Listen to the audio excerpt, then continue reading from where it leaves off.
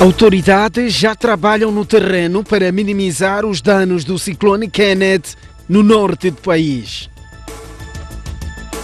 Tribunal condena insurgentes de Cabo Delgado a penas que variam de 12 a 40 anos de prisão. Cidade de Maputo registra redução do número de casos de malária no último trimestre deste ano.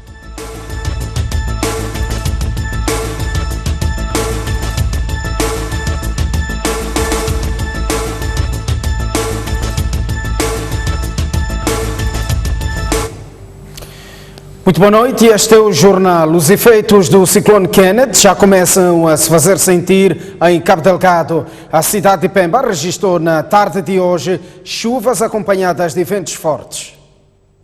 Ao cair da tarde desta quinta-feira, a cidade de Pemba já mostrava sinais de tempestade tropical Kenneth, com chuva e vento a ganhar alguma intensidade.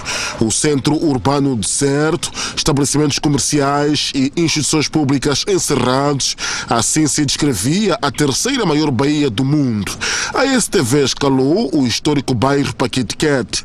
Aqui encontramos a senhora Aisha Tayob, sentada à porta da sua casa, a contemplar a evolução da chuva e do vento, ao invés de abandonar o local, dado o perigo.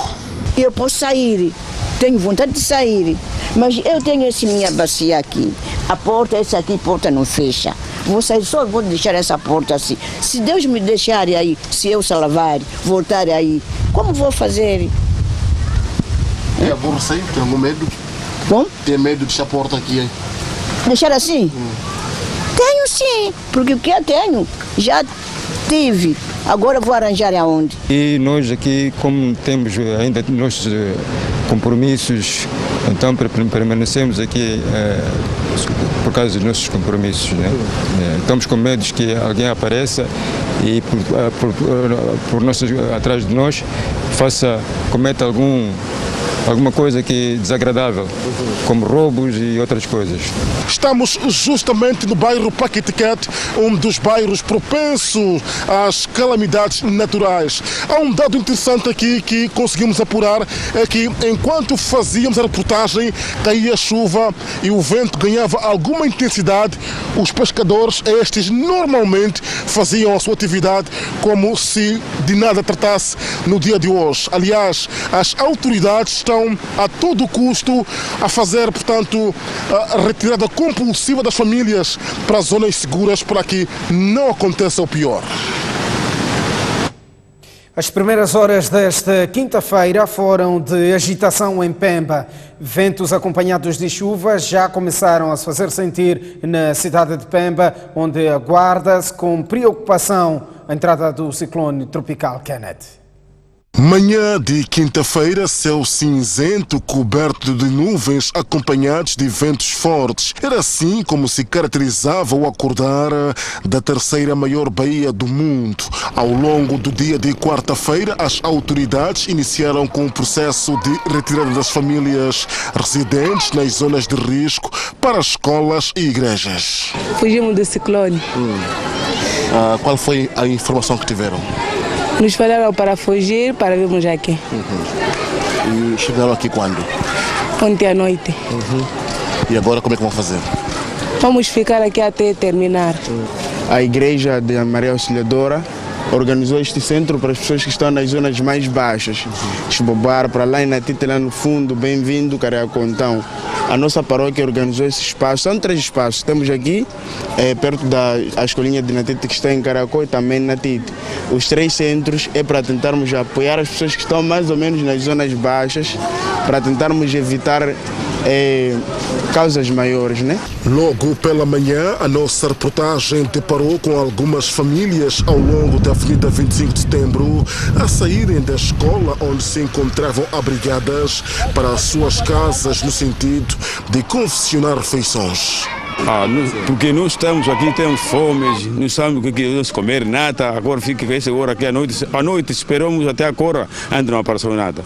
Por isso nós estamos a voltar para casa. Nós estamos com fome. Agora para ficar lá tanto tempo sem comer, é problema sério. Estamos a voltar para casa, ir tentar fazer papa para as crianças, cuidar na casa de banho e tudo, mas ninguém apareceu ali, as pessoas só costumaram a falar que tem que sair aqui, ir na escola, não apareceu ninguém.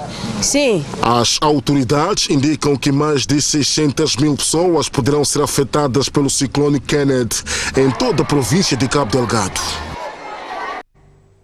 O Conselho Autárquico de Pemba desdobrou-se na retirada compulsiva das populações que estavam nas zonas de risco. E porque já não há tempo para mais nada, uma equipa do Conselho Municipal de Pemba decidiu sair à rua com megafone para apelar às famílias para, de forma compulsiva, se retirarem das zonas, portanto, de risco para zonas seguras. Aqui estão num lugar de risco.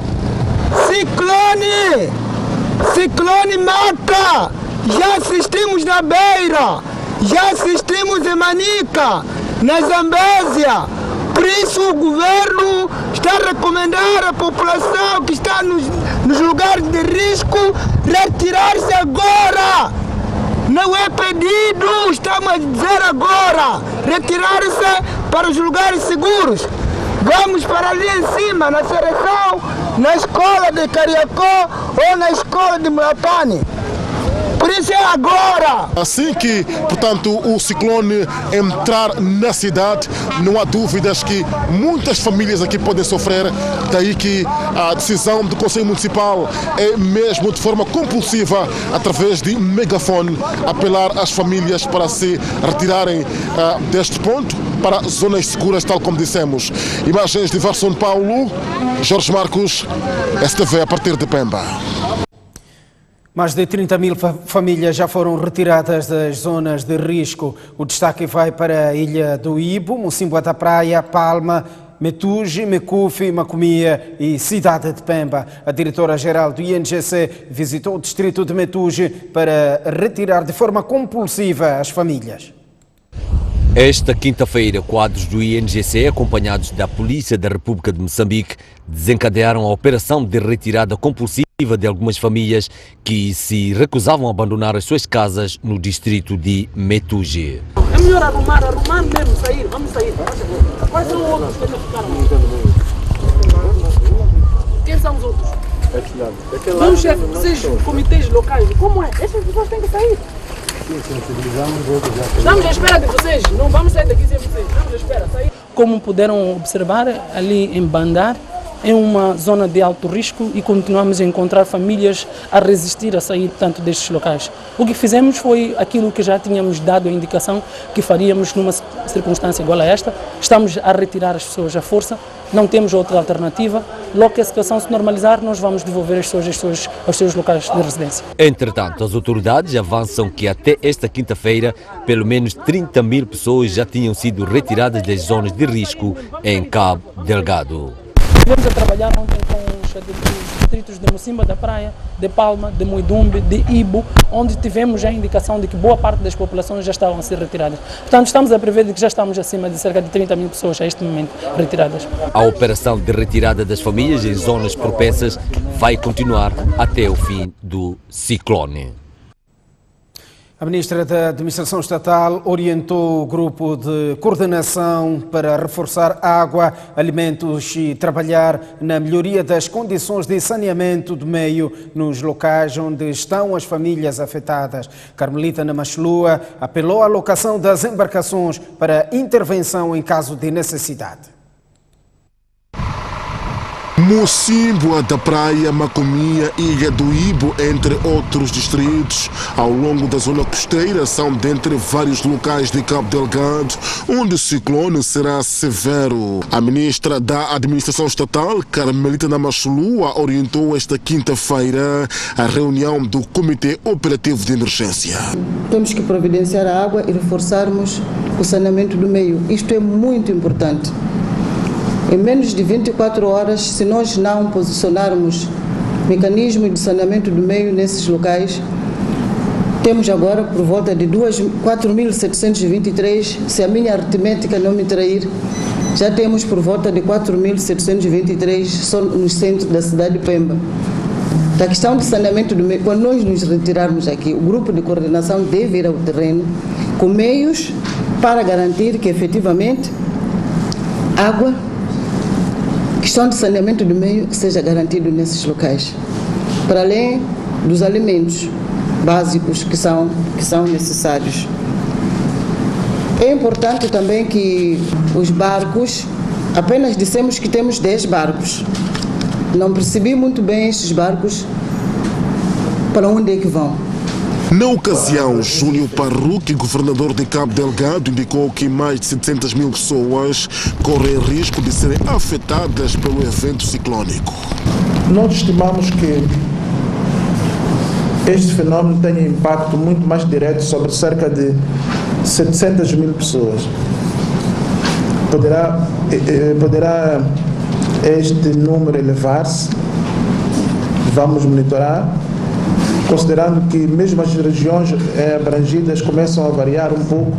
Há distritos do interior que podem sofrer influência também, como Namuno, Meluco, etc. Quer a ministra, quer também o governador apelaram ao envolvimento dos membros do Centro Operativo de Emergência no apoio às vítimas do ciclone Kenneth.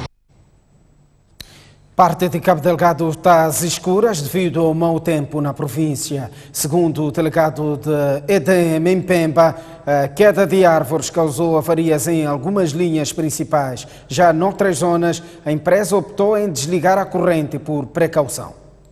A cidade de Pemba, neste momento estamos com grande parte da cidade fora, porque caíram 3 árvores por cima das 2 linhas que alimentam a cidade. Já conseguimos intervencionar em 2 pontos, agora estamos no 3º ponto e daqui a mais ou menos 20 minutos vamos restabelecer a energia da cidade de Pemba. A zona Cimento, concretamente os bairros Cimento, o bairro Nantiti, o bairro Cariacó, o Ingonani e Paquitiquete. Mas por questões de precaução para alguns bairros que nós achamos bairros com muito risco, e por causa dos grandes ventos e o mau tempo que está a fazer sentir e a chuva, o que nós estamos a fazer é desligar a energia totalmente a estes bairros. Já fizemos para o bairro do Chibabuara e agora vamos fazer para o bairro do Cariacó.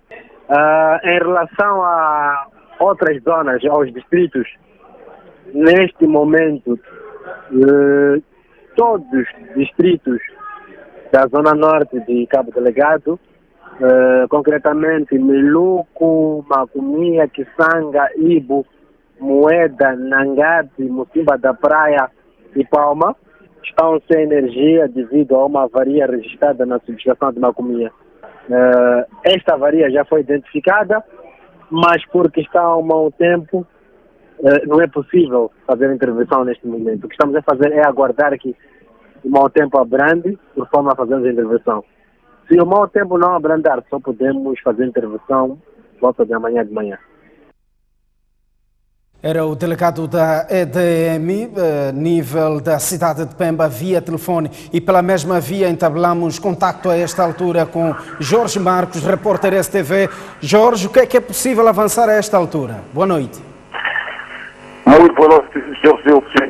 Boa noite pelos espectadores da STV. De facto, o delegado da empresa elétrica de Moçambique, ao nível de Pemba, deixou ficar, portanto, a informação. Neste momento estamos às escuras aqui em Pemba, mais de 2 horas em que não temos, portanto, energia da rede elétrica, sendo que os trabalhos que estão a ser aqui realizados pela empresa existente está a ser via alternativa por apoio, portanto, dos aeroportos de Moçambique. Portanto, de ponto de vista de informação, neste momento, Pemba, a situação ainda é trata como calma, embora esteja a chover e a fazer algum vento. Por aquilo que são informações colhidas no local, é que não é normal o nível de temperatura que se sente a esta altura. Há, digamos, ventos, há chuva, o que mostra claramente que o ciclone, portanto, está neste momento já a assolar alguns distritos, está da província, portanto, de Cabo Delgado. Gersildo, eu conversava há pouco tempo com alguém que está em Macomia, uma indicação de já ter caído de algumas casas naquela zona, mas é um dado que ainda vamos confirmar amanhã por fontes governamentais que estão neste momento a trabalhar no terreno. Do resto, são cerca de 700 mil famílias que estão, portanto, afetadas ou que serão afetadas por este ciclone.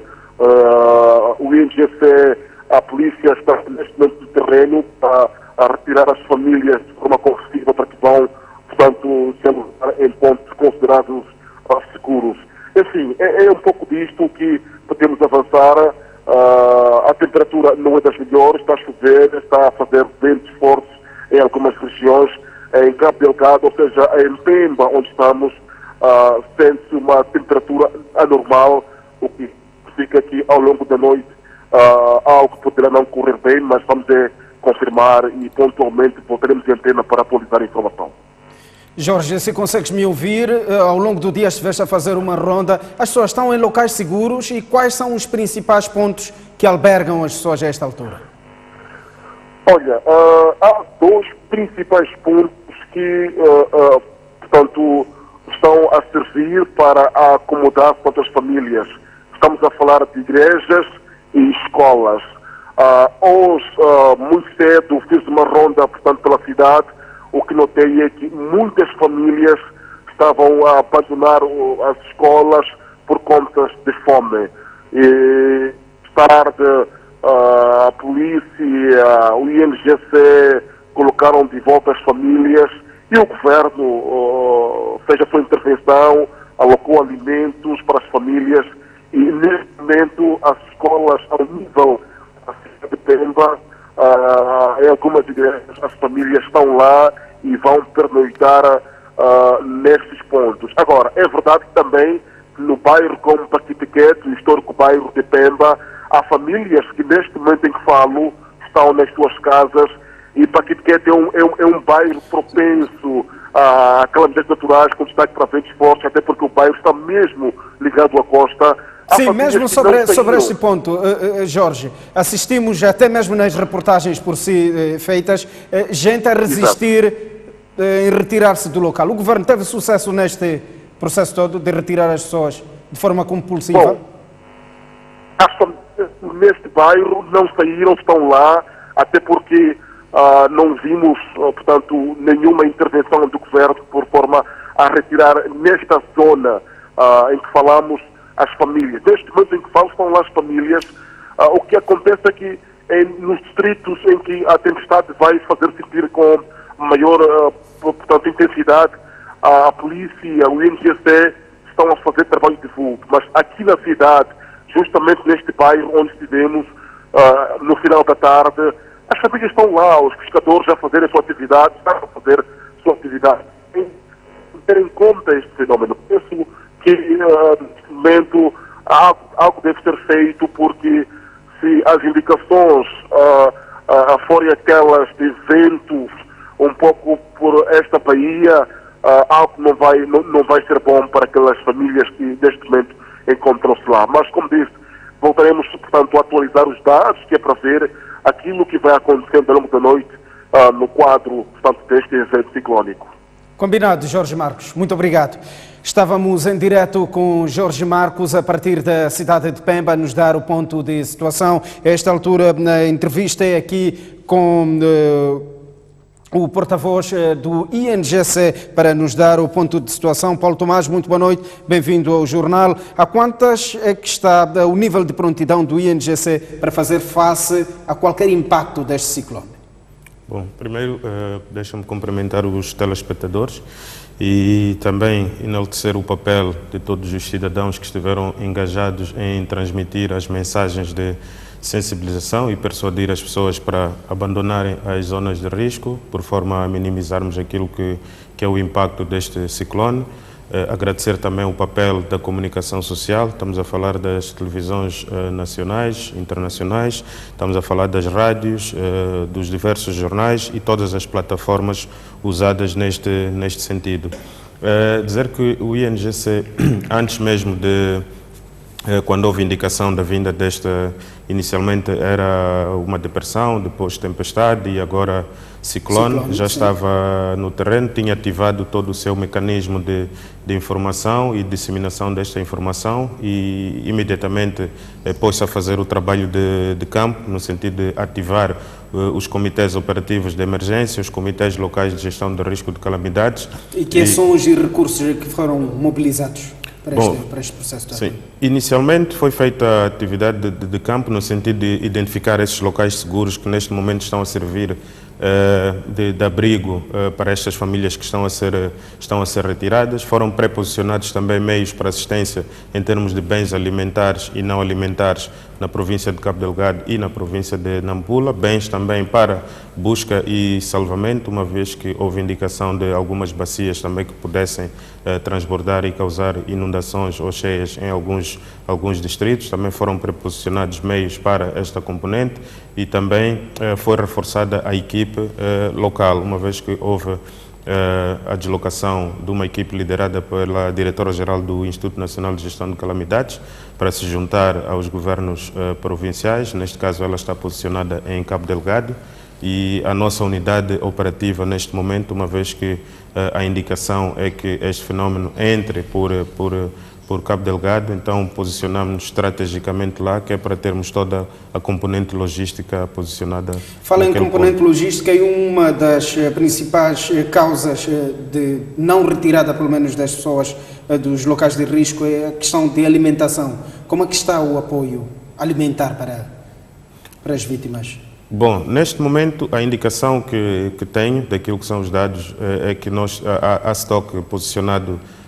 neste ponto, com capacidade para assistir cerca de 150 mil pessoas para 15 dias. Portanto, a prioridade desde o período da manhã era a retirada destas famílias, albergar em locais seguros e criar todas as condições possíveis para elas poderem estar nesses locais. Portanto, este trabalho árduo que está a ser feito no terreno, e há indicação de que todos estes locais há condições que estão a ser criadas e outros que foram criadas, e estas pessoas já estão a receber a assistência alimentar e outra assistência nesses centros. Paulo Tomás, que experiências é que o INGC teve do ciclone Idai que podem ser válidas para este cenário do ciclone Kenneth? Bom, eu acredito que não só o INGC, mas todos nós foi possível tirar aquilo que são lições do ciclone Idai, que fustigou a zona centro do país, e estamos a observar este movimento em alguns casos voluntariamente, que essas pessoas vão abandonando para os locais seguros, abandonando as zonas de risco, e temos a indicação de cerca de 366 pessoas, isto na província de Nampula, que saíram voluntariamente das zonas baixas no distrito de Monapo e foram para aqueles locais identificados pelo governo. Ao nível da província de Cabo Delgado, onde se justifica, faz-se a retirada compulsiva, mas também estamos a observar um movimento voluntário das pessoas retirarem-se e irem para estes locais seguros. Isso é graças ao esforço que fiz referência no início, o papel da disseminação de informação. Tivemos também no dia de ontem a proposta que foi aceita pelo Conselho Coordenador de Gestão de Calamidades, que foi da ativação do alerta vermelho institucional, e isso também permite garantir aquilo que é o reforço nas atividades de prontidão e resposta. Portanto, a nível do terreno, acreditamos nós que este ciclone, pelas indicações que vem, não será o mesmo cenário que o ciclone Idai, mas estamos preparados para um cenário pior. É verdade que, antes mesmo da última questão, vamos a esta altura estabelecer contacto com Nacala Porto através do nosso colega Jamal. Portanto, muito boa noite, Jamal Ramadani. O que é possível avançar a esta altura, Jamal? Boa noite, Jazeus e Xirinza. O ambiente está calmo em Nacala Porto e Monapo, pelo menos até às primeiras horas desta noite. As chuvas intermitentes continuam a cair em regime fraco a moderado. As autoridades também continuam a lançar apelos para as populações abandonarem as zonas de risco, isto como uma forma de prevenção. Quer em Nacala Porto e quer no distrito de Monapo, por onde passamos, as populações estão a acatar as orientações, até porque já foram edificadas escolas para onde se podem dirigir em caso da situação vir a alterar dentro das próximas horas. Enquanto isto, as equipas multissetoriais encontram-se no terreno para atender às preocupações das populações. É recordar apenas que mais de 400 mil pessoas poderão estar afetadas em Nampula, isto nos distritos de Nacala Pouros, de Moçambique, Mussuril, Munapo e parte de Herate e Nacaroa. É Nacala Porto onde nos encontramos, havia indicações de que o epicentro seria neste ponto da província de Nampula, com arranque para as 14 horas. Não vai acontecer, felizmente, e seriam afetados os bairros de Machapue, Mocone, Rebale, Oncepaia, Triângulo e Matola. Portanto, a situação nesta altura está calma, as populações continuam serenas, aguardando que a situação venha a alterar e tudo volte à normalidade. Tá. Jamal, muito obrigado. A qualquer momento poderemos voltar ao contacto. Estávamos em Nampula, na província de Nampula. Paulo Tomás, é verdade que a porta de entrada deste ciclone e o epicentro praticamente é a província de Cabo Delgado, mas o efeito irá se alastrar para a província de Nampula. Que apoios, que atenções é que estão a ser viradas para esta província? Bom, a semelhança do que está a acontecer em Cabo Delgado é o mesmo que está a acontecer na província de Nampula. Nós tivemos equipes que se desdobraram para estas duas províncias para reforçar as equipes locais. Está a decorrer também neste momento este trabalho ao nível dos distritos considerados de risco, neste caso, e como tinha feito referência, há famílias que estão-se a retirar das zonas de risco para os locais seguros e há outras que de forma compulsiva, à luz do alerta vermelho, também estão a ser retiradas para estes locais seguros. Também foram pré-posicionados meios para assistência nestes locais, mas uma vez que, apesar do nosso epicentro, ou nosso centro das operações estar baseado em Cabo Delgado, mas temos equipes nestes dois locais. Tá. Paulo Tomás, muito obrigado pela sua presença no nosso jornal. Agradecemos. Tá, muito obrigado. Tá, estávamos a conversa com o porta-voz do INGC, Paulo Tomás, a nos dar o ponto de situação e continuamos a olhar para as notícias. O mau tempo estende-se para a África do Sul. As chuvas torrenciais já causaram mais de 60 mortos na província de KwaZulu-Natal. As autoridades consideram estas chuvas as mais intensas do ano, que mataram mais pessoas em pouco tempo. Ventos fortes de entre 64 km e 83 km por hora devastaram várias casas de construção precária, arrastaram veículos e deixaram as estradas mais esburacadas. A equipa de salvação continua com operações de resgate. Segundo os serviços locais de meteorologia citados neste caso os serviços pela News 24, há riscos de as chuvas torrenciais afetarem a zona leste de Free State. Vamos olhar para outras notícias, são também ligadas ao ciclone, mas o Idai. 5 crianças morreram de desnutrição aguda com complicações severas nos últimos 30 dias na cidade da Beira. O facto está diretamente ligado à passagem do ciclone Idai devido à assistência tardia e aliada às dificuldades das vias de acesso. No Hospital Central da Beira estão internadas atualmente 35 crianças. Grande parte delas foram internadas após a passagem do ciclone Idai. Infelizmente, foram registrados uma semana após o ciclone, até no último fim de semana, 5 óbitos na pediatria por desnutrição aguda grave com complicações severas. Este médico pediatra aponta a assistência médica tardia, aliada às dificuldades das vias de acesso aos cuidados de saúde, como fatores que contribuíram para as mortes. Então, muitos deles recorreram à unidade sanitária já com uma semana ou 2 semanas de atraso.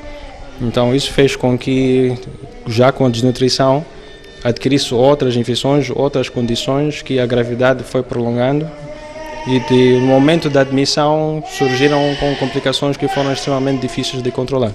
Então, de fato, desde o IDAI até aqui, aumentaram o número de casos com complicações severas. Amir Sane, diretor de pediatria do Hospital Central da Beira, defendeu a necessidade de uma boa educação alimentar por parte dos encarregados de educação para ajudar a inverter o cenário. Bem, o principal é uma nutrição balanceada, equilibrada.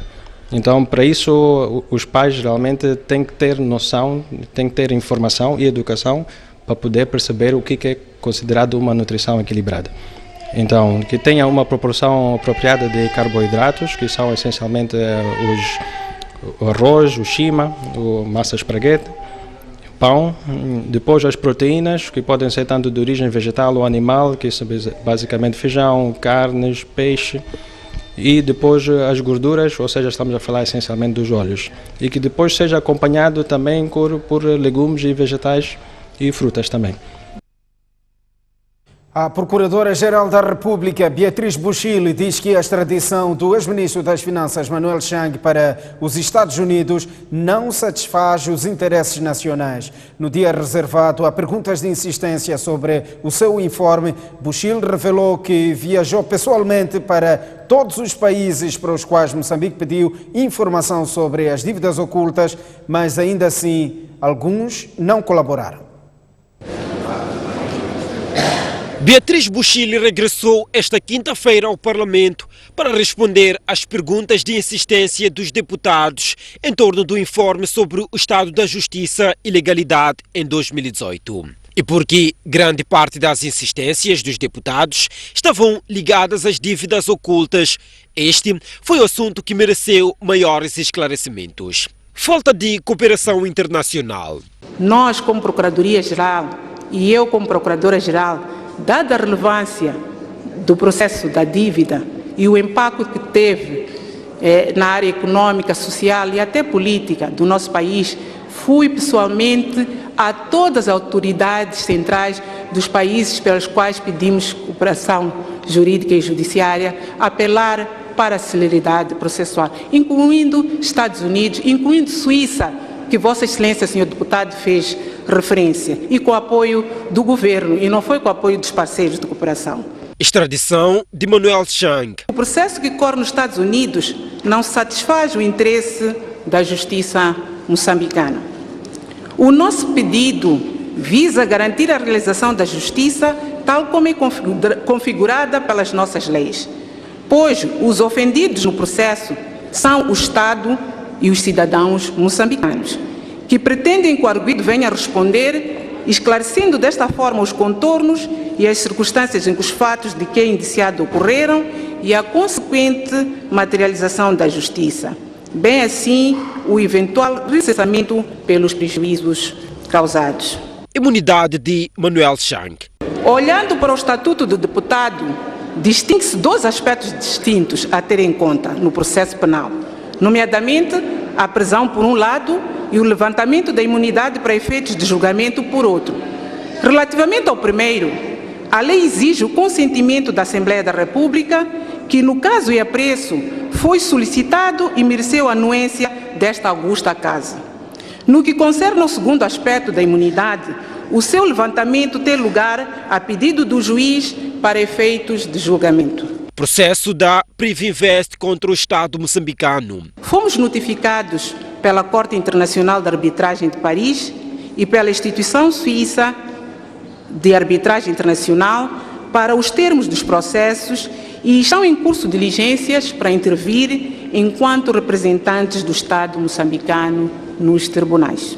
Transferência do juiz Délio Portugal. Transferência do magistrado decorre do fato de nomeado juiz-presidente no recém-criado Tribunal de Trabalho da província de Maputo, cuja inauguração e tomada de posse será na próxima sexta-feira. E, senhores deputados, eu fui convidado à tomada de posse. Senhores deputados, a transferência do magistrado da capital do país para a província não é despromoção. Pelo contrário, no caso, tratou-se da nomeação do magistrado para presidir um tribunal por mérito. E dizer que o nível o Tribunal da Cidade tem o mesmo nível do Tribunal de Província. Portanto, não há despromoção, senhores deputados. Cooperação PGR, Operação Lava Jato. Quanto à sugestão de que deveríamos ter aproveitado a oportunidade para aprender do processo Lava Jato, importa fazer referência que a sugestão é boa, mas peca por ser tardia. Pois, mais do que ir aprender, estamos há mais de 2 anos a trabalhar em coordenação com os procuradores ligados ao processo do Lava Jato, na tramitação dos processos que correm termos na nossa jurisdição, tais como processo ligado à aquisição de aeronaves Embraer e à construção do aeroporto de Nacala, em que o primeiro processo, com pronúncia confirmada em Tribunal Superior de Recurso, e o segundo com arguidos constituídos. A procuradora terminou alertando que, enquanto faltarem meios técnicos e humanos para a investigação criminal e leis que confiram maior eficácia e flexibilidade ao Ministério Público, não haverá celeridade no combate ao crime. A Frelimo dá nota positiva ao informe da Procuradora-Geral da República e diz que o debate sobre a criminalidade não se esgota. Já a Renamo e o MDM fazem um balanço negativo do informe e defendem que faltou informação sobre casos criminais que interessam os moçambicanos. Perdeu-se uma procuradora e ganhou-se uma defensora de bandidos. É assim que a Renamo classifica Beatriz Buchili com base no informe que a Procuradora-Geral da República apresentou aos deputados. Falou-se aqui, por exemplo, do cidadão nacionalidade portuguesa que perdeu a vida em Moçambique. A Procuradora continua devagando e a Assembleia da República acabou por receber uma outra petição por parte da esposa a exigir que a Assembleia da República tome uma posição. A Procuradora perdeu a oportunidade, por exemplo, de poder abordar com eficiência a questão das mortes em Cabo Delgado. O MDM, por sua vez, diz mesmo que Buchili está a fazer teatro. Esta bancada volta a bater na mesa sobre a necessidade de se revogar a resolução que legaliza as dívidas ocultas e diz que no informe de Buchili faltou informação sobre alguns rombos em empresas públicas. Estávamos à espera que arrolasse várias questões que marcam a atualidade e marcaram a atualidade ao longo deste período todo. Nomeadamente o saque do erário público nas empresas públicas, nomeadamente a Eletricidade de Moçambique, TDM, MCL, que são questões que já são de domínio público, mas que os gestores destas empresas continuam impunes. Entendimento diferente tem a bancada da Frelimo, que defende que Buchili apresentou pontos essenciais daquilo que foi o estado da justiça em 2018. O relatório tem um período de tempo sobre o qual se deve discutir e os assuntos devem ser em face daquilo que lá está. E não tendo tido outra forma senão responder aos deputados em relação a matérias que não constavam deste relatório, em nosso entender, fê-lo e muito bem. Lembre-se que este é o último informe que Beatriz Buchili presta ao Parlamento na qualidade de Procuradora-Geral da República neste mandato. A cidade de Maputo conta desde hoje com o primeiro Tribunal Laboral. Falando na cerimónia de inauguração, a Ministra do Trabalho disse que esta instância deverá tornar mais célere a tramitação dos processos relacionados com conflitos laborais. É o primeiro tribunal dedicado a litígios laborais, 27 anos depois da lei que preconizava a sua criação. Este vai atender casos da capital do país para aliviar a carga dos tribunais comuns. No ano passado, por exemplo, o Centro de Mediação e Arbitragem Laboral mediou 2.126 conflitos, dos quais 1.782 tiveram acordos e 309 foram encaminhados para o Tribunal Judicial da cidade de Maputo. A Ministra do Pelouro espera melhorias na tramitação de processos. A cobrança judicial das dívidas, das contribuições de segurança social obrigatória, das empresas devedoras, a cobrança coerciva de multas por infrações das normas laborais terão um tratamento mais célere e desfecho justo, salvaguardando legalmente os interesses legítimos do Estado e das partes desavindas. Dos conflitos laborais que acontecem em Moçambique anualmente, pelo menos 50% estão em Maputo. E o presidente do Tribunal Supremo diz que essa é a razão da escolha de Maputo. Conta este tribunal com 8 magistrados judiciais e também temos representantes do Ministério Público. Entra em funcionamento com autonomia em termos de orçamento e de gestão, o que irá facilitar a almejada especialização dos operadores nele afetos e a correta definição de prioridades. Este tribunal, que conta com 4 secções, será dirigido por Erzelina Manjate, que antes presidia o Tribunal Judicial de Cabo Delgado. O Tribunal Judicial da cidade de Maputo negou o pagamento de caução aos 2 novos arguidos do caso de desvio de fundos no INSS e decidiu mantê-los em prisão preventiva. Trata-se de Ernesto Armando Simango e José Marcelino. O posto policial da PRM da Malanga é o local onde Ernesto Armando Simango, proprietário e gestor da Arcos Consultores Limitada, e José Marcelino, da Calmac Limitada, passaram a noite de terça-feira após terem sido detidos. Já na manhã desta quarta-feira, foram levados à audição na secção de instrução criminal do Tribunal Judicial da cidade de Maputo, onde se esperava a legalização da prisão destes ou então o pagamento de caução. A audiência começou por volta das 12 horas e terminou quando eram quase 20 horas e 30 minutos desta quarta-feira. Simango foi o primeiro a ser ouvido, depois seguiu-se Guerreiro. Do lado de fora, era possível ver advogados e familiares, mas num ambiente de silêncio. Terminada a primeira parte de audições, houve pausa e depois os 2 arguidos, junto com os seus advogados, retornaram à sala para saber daquilo que seria a decisão do tribunal. O tribunal decidiu negar ao pagamento de caução e manter os 2 arguidos em prisão preventiva. Na tentativa de ouvir a defesa, esta remeteu a imprensa ao tribunal.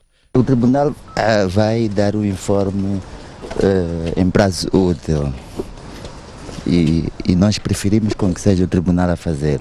Em relação ao seu constituinte, o que é que ficou decidido? É esse informe que o tribunal irá dar. O momento da saída dos arguidos foi rápido. Um agente da PRM abriu o portão e o carro do Serviço Nacional de Investigação Criminal saiu a alta velocidade do Parque do Palácio da Justiça, levando consigo Ernesto Armando Simango e José Marcelino. 40 anos de prisão maior foi a pena mais pesada aplicada aos insurgentes acusados de protagonizar ataques armados em Cabo Delgado. A sentença apresentada ontem na cidade de Pemba condenou à prisão 60 insurgentes e absolveu 113 arguidos por insuficiência de provas. 2/2018, o primeiro relacionado com os ataques armados em Cabo Delgado, chegaram ao ginásio do Complexo Desportivo de Pemba, transportados em 2 viaturas sob fortes medidas de segurança. O juiz do caso, Geraldo Patrício, começou a ler a sentença às 10 horas e 30 minutos e não deu espaço para intervalo até às 13 horas, quando anunciou a decisão final do tribunal. 10 réus foram condenados, portanto, por uma pena de prisão maior de 40 anos. 24 réus, portanto, foram condenados com pena de prisão maior de 16 anos. E, portanto, temos o grupo de 3 réus, portanto, com a idade inferior a 21 anos, portanto, esses foram condenados a pena de prisão de 2 anos de prisão maior. E temos cerca de 23 réus que foram absolvidos pela prática dos crimes de homicídio qualificado e associação, portanto, para delinquir. E temos o grosso de réus que vai cerca de 113 réus, esses foram absolvidos por não existir matéria suficiente do seu envolvimento nos crimes que eram acusados. E temos, por último, os que vão para o julgamento, aliás, para o processo autônomo. Este grupo é constituído por 20 réus. O Ministério Público não se pronunciou sobre a decisão do tribunal, mas a defesa considerou justas as penas aplicadas. No entanto, ainda não há certeza se vai ou não se remeter um recurso. Vamos ler com mais calma, mais detalhes em relação àquilo que é a sentença, e se encontrarmos alguma inconveniência de um dos réus que possivelmente seja injustiçado, tendo em conta aquilo que foram os fatos na produção de prova, poderemos recorrer ou não. O primeiro julgamento do caso ataques armados em Cabo Delgado começou em outubro de 2018 e estavam enrolados 189 arguidos entre homens e mulheres acusados pelos crimes de homicídio qualificado, armas proibidas, contra a organização do Estado, a associação para delinquir e instigação à desobediência coletiva. Saímos a esta altura para uma curta pausa. Voltamos dentro de instantes com mais informação. Até já. Muito boa noite uma vez mais. Voltamos ao jornal. De visita à China, o presidente da República manteve encontro com o seu homólogo Xi Jinping a fim de fortalecer a cooperação econômica entre os dois países. Xi Jinping reiterou a importância do Fórum Uma Faixa, Uma Rota para o crescimento da economia mundial e especialmente de Moçambique. Já Filipe Nyusi reforçou o seu interesse em trocar experiência sobre a governação com a China e mais países asiáticos. Por sua vez, o presidente chinês destacou ainda a importância, ou melhor, a importante posição geográfica de Moçambique na construção da rota de seda marítima. Uma faixa, uma rota é o denominado projeto do século da China, que envolve uma malha ferroviária e autoestrada que ligarão a região oeste da China, a Europa e o Oceano Índico, cruzando Rússia e Ásia Central. Da parte da África, erguer-se-á uma rede de portos para reforçar as ligações marítimas com a China. Ainda na China, o presidente da República pronunciou-se sobre o ciclone Kenneth, que ainda não fez vítimas mortais no norte do país. Filipe Nyusi apelou à população a manter calma e informou que o governo já está a mobilizar recursos para as famílias em risco. Lamentamos comunicar, mais uma vez, que num intervalo bastante curto, que sofremos a calamidade do ciclone Idai. O nosso território está a ser abalado pelo ciclone tropical Kenneth. O ciclone tropical Kenneth intenso formou-se a noroeste de Madagascar. O seu centro atingiu o continente entrando, inicialmente prevíamos que fosse Palma ou Mocimboa, mas a entrada deu-se na zona mais de Macomia, portanto na fronteira com Mocimboa, mas mais encostado a Macomia, portanto carregado de nuvens densas e ventos, e quando estava a entrar, entrava com uma velocidade ou com a categoria 4, mas agora está a abrandar para 3, e os fortes ventos na altura eram de 160 km por hora e rajadas até mesmo 220 km por hora. Esta tendência poderá se fazer violento e sentir em outros distritos da província de Cabo Delgado, como é o caso de Palma, neste caso Macomia, Mocimboa, Kisanga, Montepês e outros, e alguns distritos das províncias de Nampula e Niassa.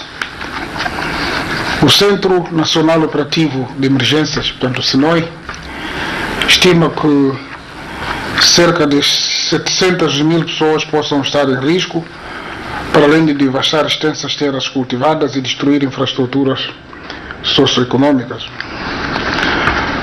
É verdade que ainda está na dimensão onde não se registraram óbitos e na zona de Macomia, onde foram destruídas algumas casas, portanto as coberturas e outras infraestruturas, mas o governo, como medida de antecipação, sabe-se que decretou ontem, o dia 24, alerta vermelha no norte do país e está a deslocar as populações de zonas de risco para zonas seguras, enquanto mobiliza recursos e a logística necessária para a assistência das famílias em risco.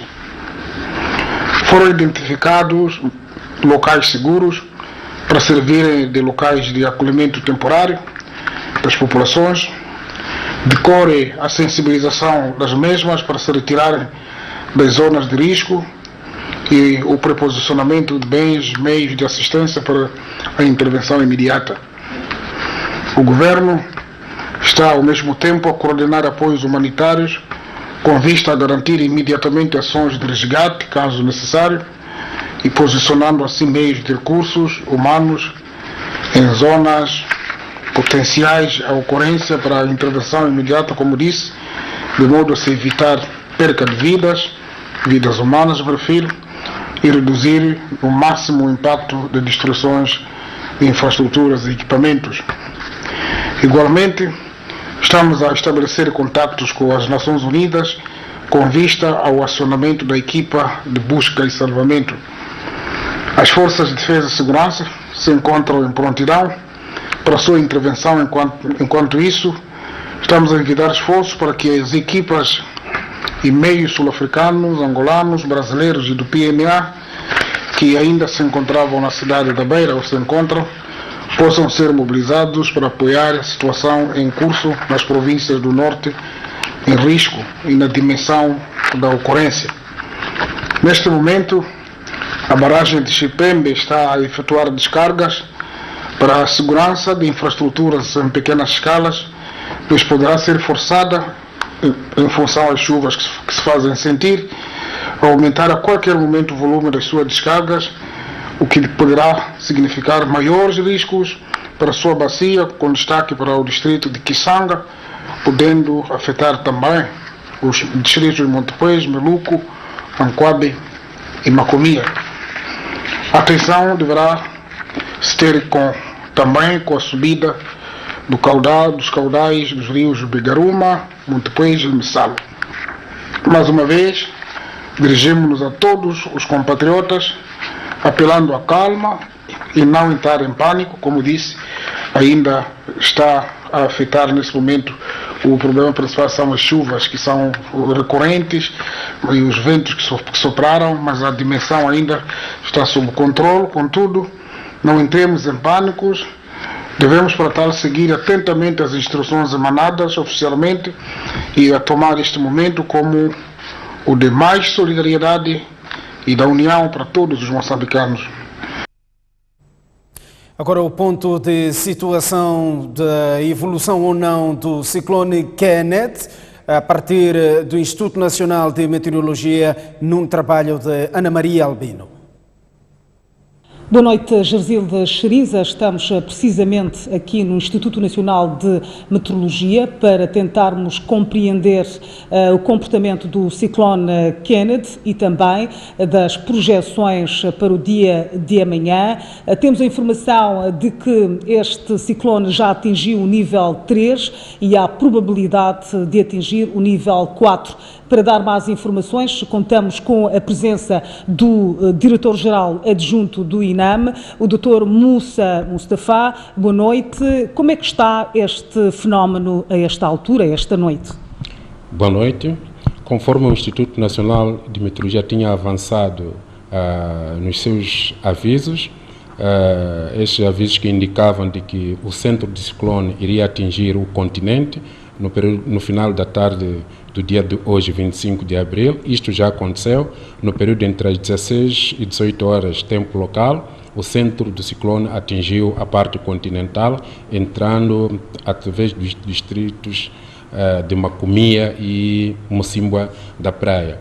Neste período se fizeram sentir ventos muito fortes e o que está a acontecer neste momento é que toda a parte norte da província de Cabo Delgado, portanto, temos esta mancha nebulosa, ela que está associada a muita chuva, há pontos que está a cair muita chuva, os ventos fortes ainda estão-se a fazer sentir, não só nesses dois distritos, mas em todos os distritos costeiros da província de Cabo Delgado. As chuvas que nós estamos a prever estarão acima de 100 milímetros em 24 horas, o que significa que alguns pontos poderão registrar inundações urbanas.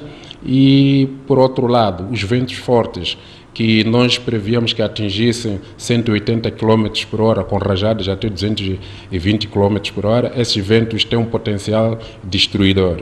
de recordar que a província de Cabo Delgado também, até a parte do mar, temos o arquipélago de Esquiribas, aquela zona também está na lista dos distritos, das zonas com potencial risco deste sistema.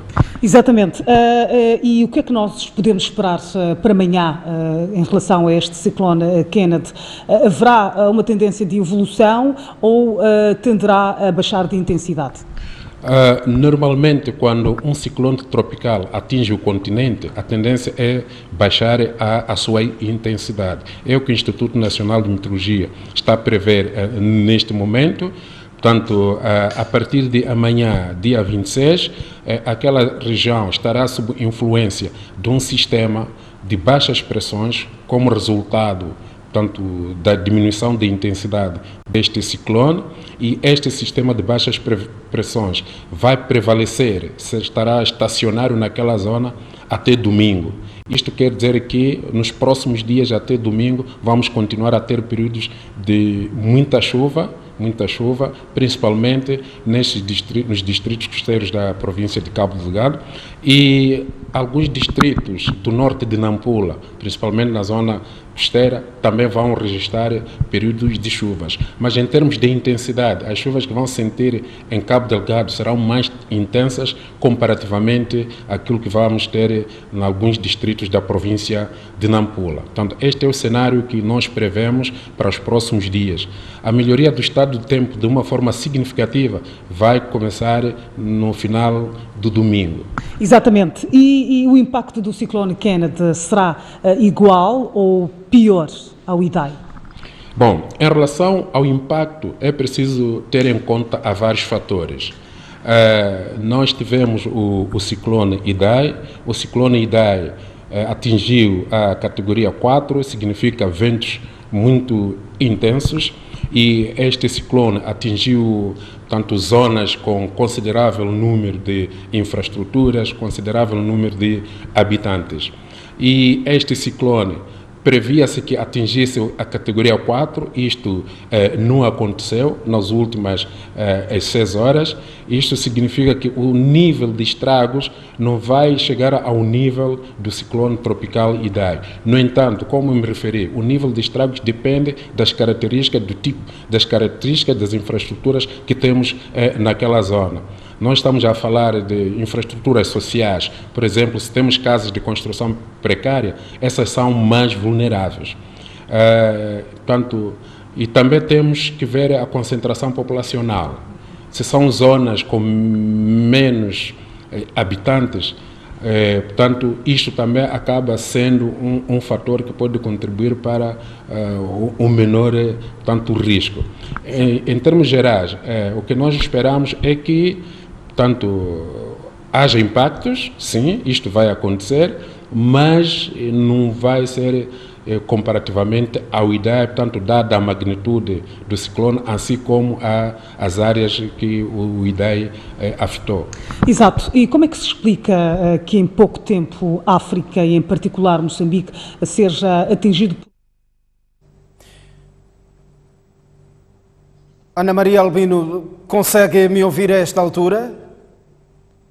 Não, perdemos o contacto com Ana Maria Albino, que está no Instituto Nacional de Meteorologia a nos dar o ponto de situação, mas ficou o essencial. Vamos a esta altura olhar para outras notícias. O presidente da Renamo, Suf Momad, vai indicar na próxima segunda-feira um novo secretário-geral do partido a ser aprovado pelos restantes membros em Conselho Nacional a ter lugar na cidade de Nampula. Neste momento, o maior partido da oposição não tem secretário-geral depois da exoneração de Manuel Bissopo em fevereiro último.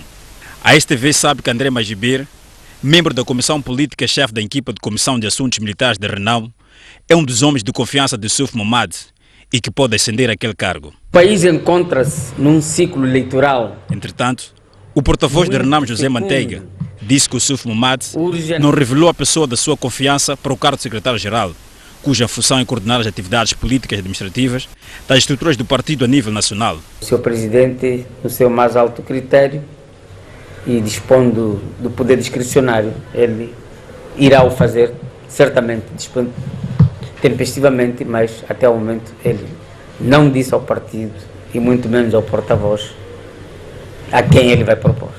No segundo Conselho Nacional, a Renamo vai, entre outros assuntos, analisar o processamento eleitoral em curso do país, apreciar e aprovar o relatório de atividades da Comissão Política. A cidade de Maputo conta desde hoje com o primeiro Tribunal Laboral. Esta notícia já foi vista neste jornal, mas a cidade de Maputo registrou uma redução de casos de malária no primeiro trimestre deste ano. Laurinda Machava vive em Mapulene, no bairro da Costa do Sol, um dos pontos da cidade de Maputo que ciclicamente é assolado por malária. Ela teve malária recentemente, tomou a primeira medicação, mas não curou. Voltou à unidade sanitária e mesmo depois da nova dosagem, continua com dores. Veio aqui no posto de saúde, me deram um medicamento, quarteiro, eu tomei, não melhorei, voltei de novo, me deram um comprimido, daí que eu melhorei, mas ainda mesmo agora estou com dor de cabeça. Mas é que não posso tomar mais comprimido, tenho que parar agora. Este fenômeno pode estar a ocorrer em muitas pessoas pelo país. A malária continua a ser um problema de saúde pública em Moçambique. A cidade de Maputo registrou 8 mortes nos primeiros 3 meses deste ano, contra 30 de igual período do ano passado. Apesar desta redução, continuamos a ter óbitos e o lema deste ano, Malária Zero, começa comigo, chama-nos a empreender esforços para a eliminação da malária, para a redução do número de óbitos. Manuel Molar é pulverizador. Tem como missão eliminar o mosquito causador da malária nas casas. Diz ser um trabalho desafiante, porque há pessoas que não entendem a importância da pulverização. Não é fácil, tomando em conta que algumas famílias, por falta de informação, têm a tendência a recusar, mas depois de uma boa sensibilização, eles acabam aceitando. Estas informações foram reveladas no âmbito das celebrações do Dia Internacional de Luta contra a Malária, que se assinala esta quinta-feira sob o lema Zero Malária, começa comigo.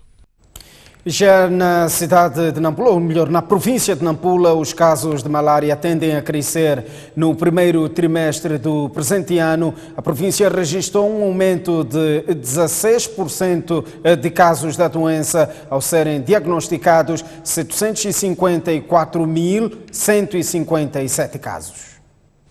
As autoridades de saúde na província de Nampula avançam que os casos de malária tendem a evoluir.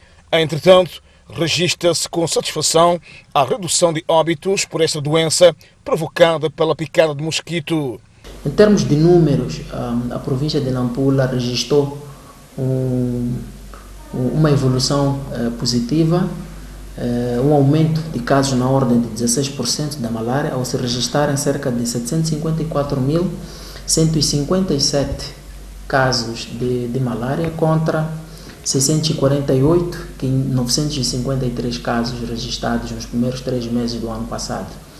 Relativamente aos óbitos, este ano nós registramos 46 óbitos em todas as unidades sanitárias da província, contra 120 óbitos foram registrados nos primeiros 3 meses do ano de 2018. Américo Barata, chefe do Departamento de Saúde Pública, renova os apelos sobre as medidas de prevenção. Diminuir o risco de picada de mosquitos, eliminar toda a possibilidade de aumento da população dos mosquitos através da eliminação dos charcos, eliminação de baldes, pneus e locais que contêm água e favorecem o crescimento de mosquitos.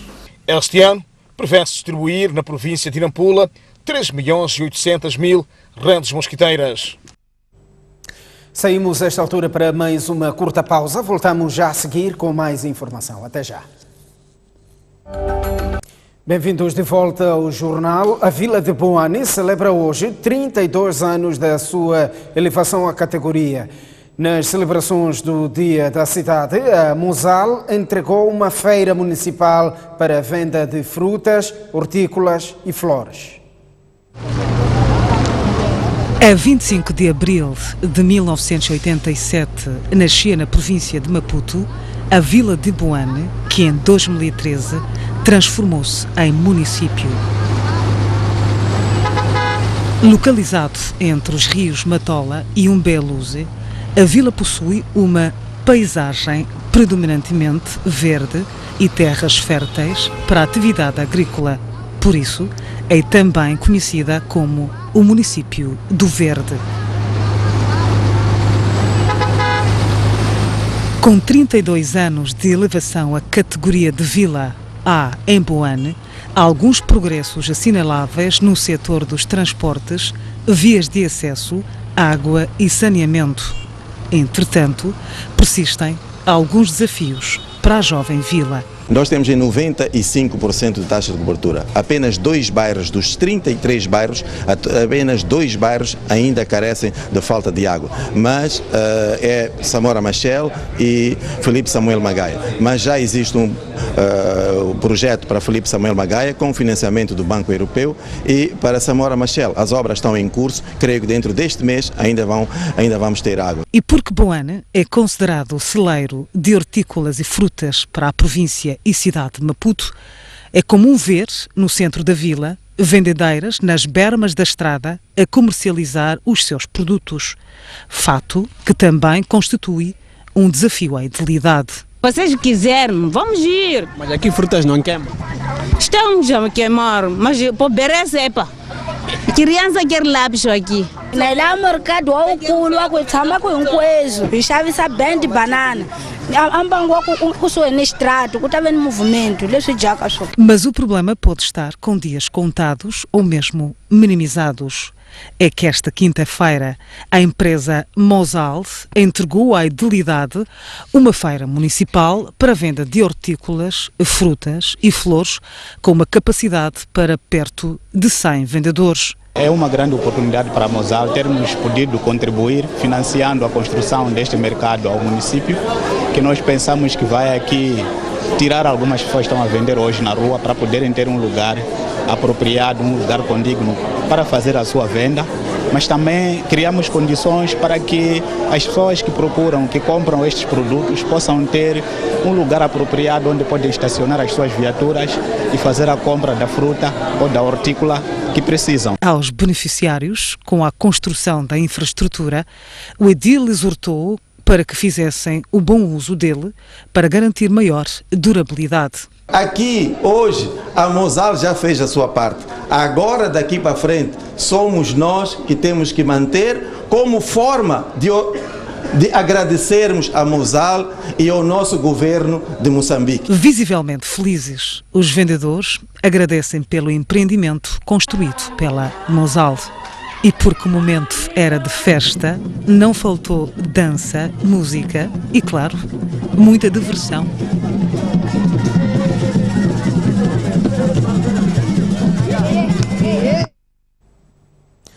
Vamos olhar o mundo. Foi ouvida hoje mais uma nova explosão não controlada no Sri Lanka, a cerca de 40 quilómetros da capital, Colombo. Sem ter causado vítimas, a explosão não foi controlada, segundo afirmaram as autoridades. 4 dias após os ataques de domingo de Páscoa no Sri Lanka, que causaram até o momento 359 vítimas mortais, foi registrada esta quinta-feira uma nova explosão. De acordo com a imprensa local, tratou-se de uma explosão não controlada, mas que, apesar disso, não causou vítimas. A explosão ocorreu perto de um tribunal na cidade de Pogoda, a 40 quilómetros da capital Colombo. A estrada para o aeroporto de Colombo foi temporariamente encerrada e os voos de saída cancelados devido à presença de um veículo suspeito na entrada do parque do estacionamento do aeroporto na manhã desta quinta-feira. De recordar que o Sri Lanka está em estado de emergência depois de várias explosões em igrejas e hotéis registradas no passado domingo, um ataque que já foi reivindicado pelo autoproclamado Estado Islâmico. No desporto, o Machaquén pretende vencer domingo o jogo diante de NH de Vilanculo. Os tricolores querem melhorar o 5º lugar alcançado no ano passado. Precisão e qualidade de passe foi um dos aspectos ensaiados pelos jogadores do Machaquén na sessão de treinos desta quinta-feira, sob orientação e olhar atento de Antoninho Muxanga e Hamid Tarmamad. Depois do adiamento do arranque do campeonato, a ansiedade é enorme por parte dos jogadores que vaticinam uma vitória diante do NH e pedem apoio dos seus adeptos. Estamos muito ansiosos por começar o campeonato, levando em conta de que a primeira jornada a expectativa é de ganharmos o jogo, levando em conta de que estamos a jogar em casa. Estamos super moralizados, tivemos muito tempo para trabalhar e estamos preparados. Para já, o plantel do Machaquén está a 90%, até porque os tricolores não irão contar com os jogadores estrangeiros contratados este ano, pois ainda não têm a sua situação legalizada. Temos jogadores quase a 90%, deles são todos aptos para fazer o primeiro jogo. São duas baixas, né? Tem um camaronês que está lesionado e o Edu já vem numa fase de recuperação. Este campeonato vai ser um campeonato muito difícil para todas as equipas e Machaquén vai encarar cada jogo como se fosse uma final, para poder somar sempre os 3 pontos e poder chegar mais longe possível nesse campeonato. Na época passada, Machaquén ficou em 5º lugar com 44 pontos. Já a NH de Vilanculo posicionou-se na 11ª posição com 38 pontos. Agora, 7 de março, as cidades de Maputo e Quilimane são palco do 18º ciclo de cinema europeu. Para este ano, a exibição conta com 31 filmes, dos quais 17 europeus e 14 moçambicanos.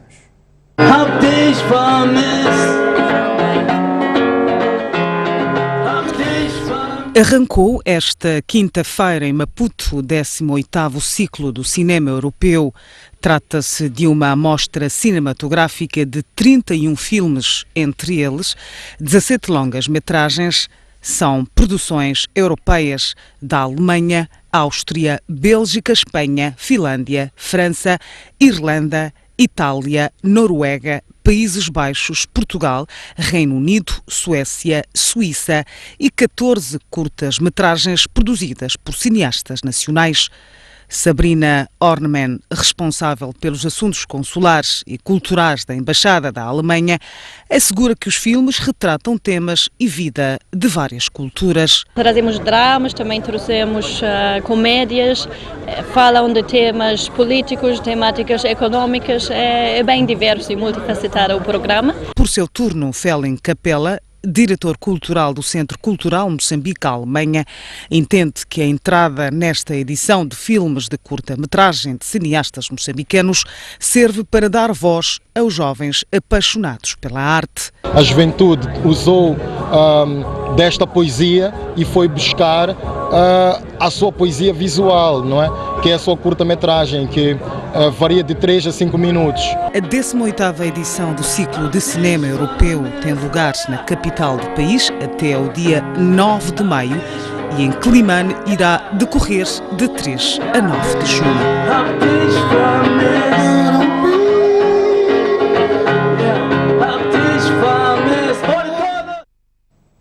Está tudo visto no jornal. Graças pela atenção dispensada. Novo encontro amanhã, à mesma hora. Até lá.